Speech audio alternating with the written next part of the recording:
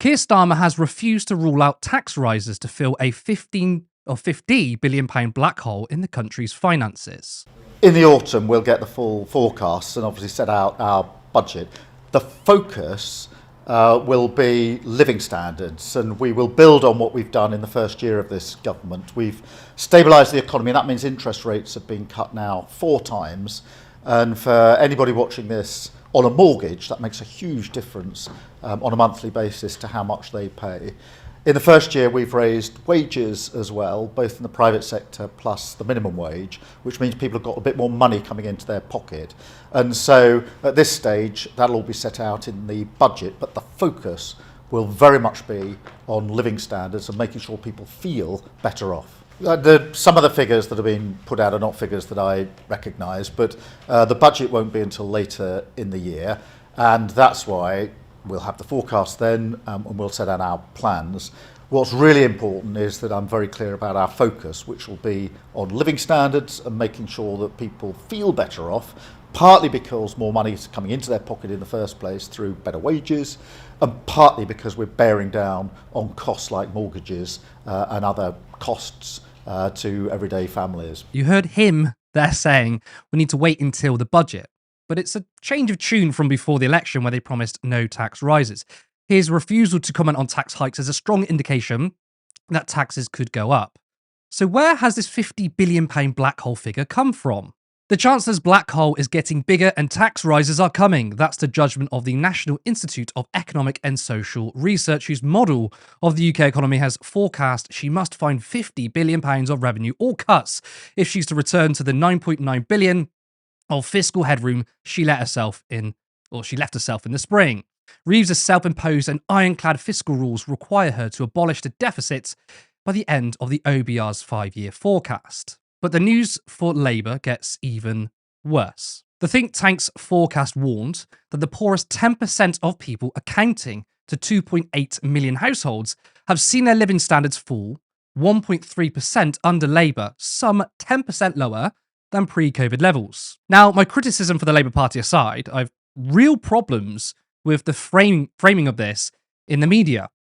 This story is being presented to us as black hole finances that must be filled with either tax rises or tax cuts, continuing the line that our economy is like a household budget, short-termism rather than long-term economic strategies. But it's a game Rachel Reeves is willing to play. They have gladly accepted the line of the household budget, compounded with Reeves' strict fiscal rules. She herself has boxed Labour into a corner, refusing to make the argument that we need to invest first to fix this country. Instead, she has stuck to the orthodox economic thinking. But even with this paradigm she works in, she has refused to call for a wealth tax. She could easily stick to her pretense of fiscal prudence and not spending beyond our means by making the rich pay their fair share, yet she refuses to do so.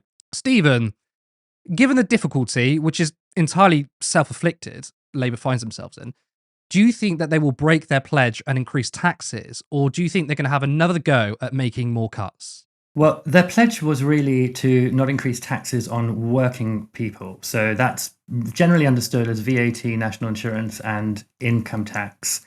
I think they're probably going to do a bit of both. I mean, what I would like to see, obviously there's the question of a wealth tax. I don't think you're going to get that from this Labour government, or at least you're not going to get it until they get into a really desperate position. I don't think we'll see that in this upcoming budget. But where we might see things, or what I would like to see, is at least a higher bracket of income tax on much higher earners. So, as it were, an additional bracket taxing at a greater rate on income. There are already talks about council tax going up. To some extent, that's sort of necessary. Councils are like grossly underfunded at the moment, and of course, budget could then offset what it gives to councils as a result of increasing council tax income. Cuts, I think, are almost certainly something that they're going to try because, we talk about Rachel Reeves' 3 fiscal rules, one of which is to bring day-to-day spending in line with revenues by the end of this parliament. The other is to reduce the deficit to a particular proportion of GDP. But the third is to limit welfare spending. So it is, in fact, one of the fiscal rules that sort of sets Rachel Reeves up, according to her rules, to go for cuts to welfare first. So I think that probably we are going to see something there. And I think that's terrible because, that just to start with that shocking quote about living standards, this is a Labour government. And I know Liz Kendall, in her, before the election, was very keen on saying Labour is a party for working people. That is not how most people who vote for Labour understand it. They understand it as Labour being a party of people who are not in a certain wealthy establishment class. And that the idea that under this government, standards for the lowest, did you say 10%, 2.8 million anyway, that the people in the most sort of precarious positions in society have dropped to what they were at austerity pre-COVID. I mean, that is really, really a shocking statistic, I think. No Labour government should be governing where the worst off in our society are just getting poorer and poorer. And we're talking single parents, we're talking pensioners, we're talking disabled people, people with long-term illness, and we're talking about people who live in those parts of the country that have suffered most from the economic deprivation that austerity brought, including a lack of investment in those areas. So, yeah, this is a shocking statistic that should make anybody in the Labour Party hang their heads in absolute shame. I just wanted, if I've got time, Curtis, just to talk about the budget in general, because there was one thing I really wanted to focus on, and it brings it back to this analogy of the household budget, which you brought up. Obviously that's a marvelous piece of political messaging invented by Margaret Thatcher, where you compare the budget to the household. The state budget to the household budget, and of course, when you think about the household budget, if you're someone who lives in the world, you think of, okay, well, I've got my income and expenditure, and I can borrow a bit, but if I borrow too much, what happens? I go bankrupt, I default, I lose everything. Now, that is not what a state is like. A state doesn't go bankrupt. Not a state like Britain. It doesn't go bankrupt. It's very unlikely to happen. It has the capacity to borrow, to sort of set rates, and so to raise money, and so forth. But there are so many ways in which actually a household budget is a much more sophisticated thing than a state budget. And I'll give you an explanation of that. And I think people don't necessarily know this. So, for example, take the two-child benefit cap. The two-child benefit cap, were we to scrap that, would cost Department of Work and Pensions £2.5 billion a year. Not a lot of money in the grand scheme of things. But according to the Local Government Association, it would save £40 billion a year. So we're looking at like a £2.5 billion expenditure per year to save £40 billion. Now, in a household budget, well, let me start with one of Reeve's fiscal rules, this idea that you have to bring your day-to-day spending in line with your revenues. So the question is, what counts as day-to-day spending?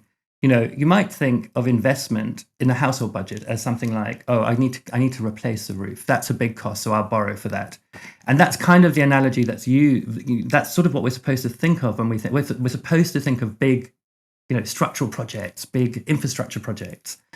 But if you think about a household, what if you break your window? Right, that's an unexpected cost. It's not a day-to-day spend, but it's certainly not a big infrastructure project. It's a small amount of money which you have to find somewhere.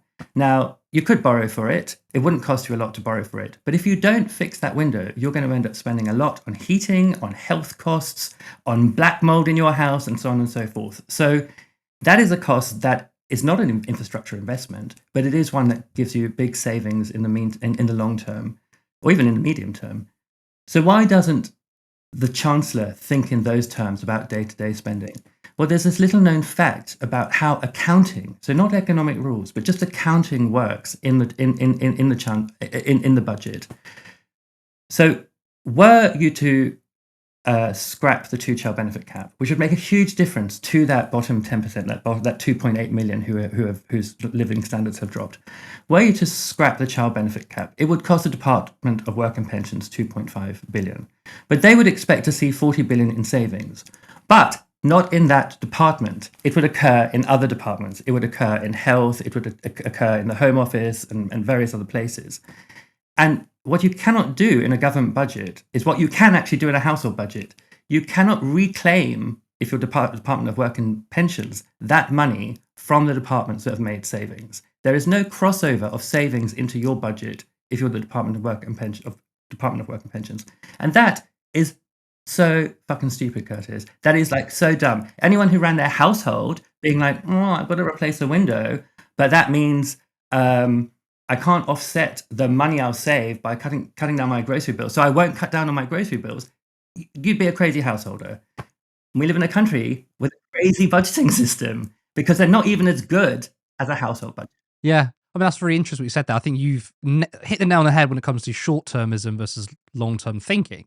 And even suppose within the household budget analogy, you still look at long-term solutions. Like I said, you don't just leave your window, do you? I mean, you save money if you don't fix your window, but it creates long-term problems. So even within that paradigm, it doesn't work. I mean, I've heard this amazing quote from Yanis Varoufakis on Question Time when he was debunking the household budget myth. And someone said, why can't, and this is someone in the audience, why can't we just get politicians that save money? You know, if I've got £10 in my pocket and I don't spend it, you know, I've saved myself some money. Why can't we do that? And then Yanis Varoufakis goes, because there's complete independence with your expenditure and your income.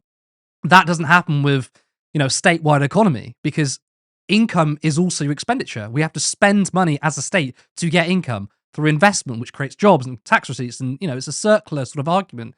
But it's crazy that we've lived in this sort of paradigm of the household budget for so long. I do actually have a question to pick up on what you said earlier, that, I mean, I think we both agree they're going to be gunning for welfare cuts. I also agree that she's not going to implement a wealth tax, but you kind of said she may do some kind of tax rises on the rich, but more income taxes, right?